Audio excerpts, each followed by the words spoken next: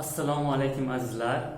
Mana 40 kunlik ochlikni 12-kuni ham o'tdi. Mana bugun 13-kun ertalab olyapman ushbu videoni. 12-kun yaxshi o'tdi. Yaxshi yangilik bor, xush xabar bor. Birinchi natija ko'zni ko'rishi zrenam yaxshilandi.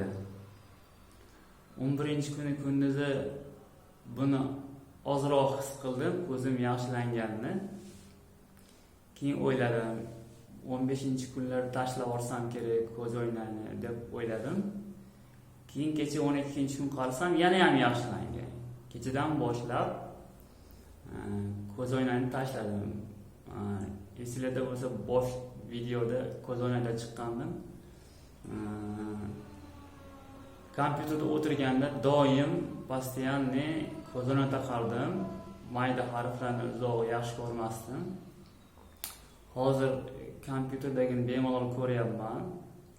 Yana ozroq zo'roqdagi narsalarni ko'rishimga yana ozgina tiklanishga 3-4 kun vaqt kerak bo'lsa kerak. 100% emas, 60-70% zrenam tiklandi. Bu birinchi natija.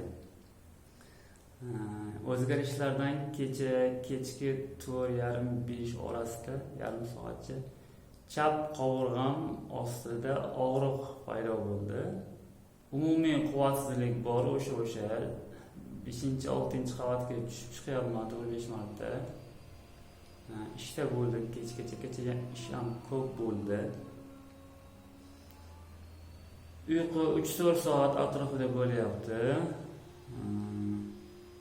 Serial toshmalar, iceberg muz parchalangandek parchalanishni boshladi.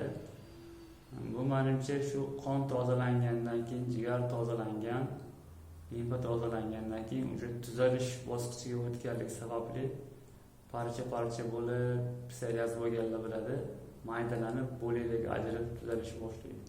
Shu paytga yetib keldi. Hammasi yaxshi, kayfiyat joyida, hech narsa bezovta qilmayapti. Eng asosiysi 5 vaqt namozlarimni o'z vaqtida o'qiyapman.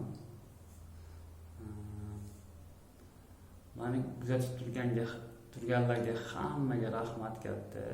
Sog' salomat bo'linglar, tan joyinglar sog' bo'lsin, dard ko'rmanglar. Ko'rishguncha.